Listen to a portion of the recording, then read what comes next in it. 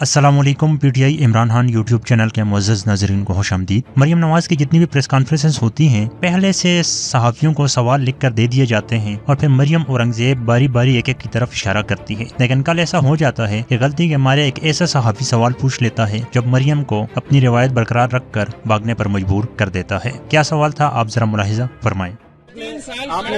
आपने दरखास्त में कहा है कि शौकत सिद्दीकी साहब को और डीजीसी साहब को बुलाया जाए अदालत की तरफ से।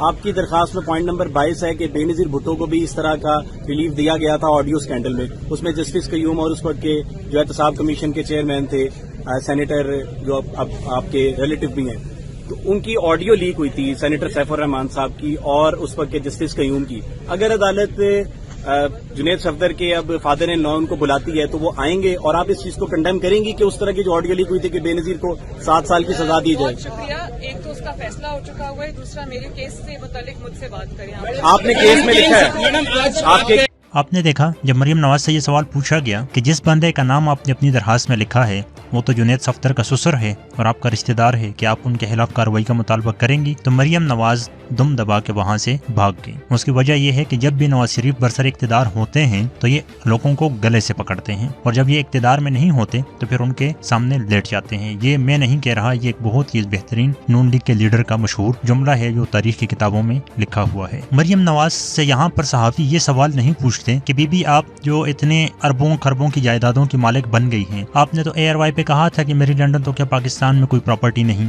तो ये कहाँ से आ गई। लेकिन क्या होता है कि वहाँ पर जाकर सहाफ़ी पहले से उनके साथ प्लांटेड सवालात अपने जेब में रखते हैं और दरबारी पन का मुजाहिरा करते हुए मरियम के मुताबिक एक एक सवाल करके उससे पूछते हैं जिनका मरियम के केस के साथ कोई लेना देना नहीं होता। हम इस बहादुर सहाफ़ी को सलाम पेश करते हैं जिसने जुर्रत के साथ मरियम नवाज से ऐसा सवाल किया कि मरियम नवाज को अपनी प्रेस कॉन्फ्रेंस आधे में छोड़कर वहाँ से भागना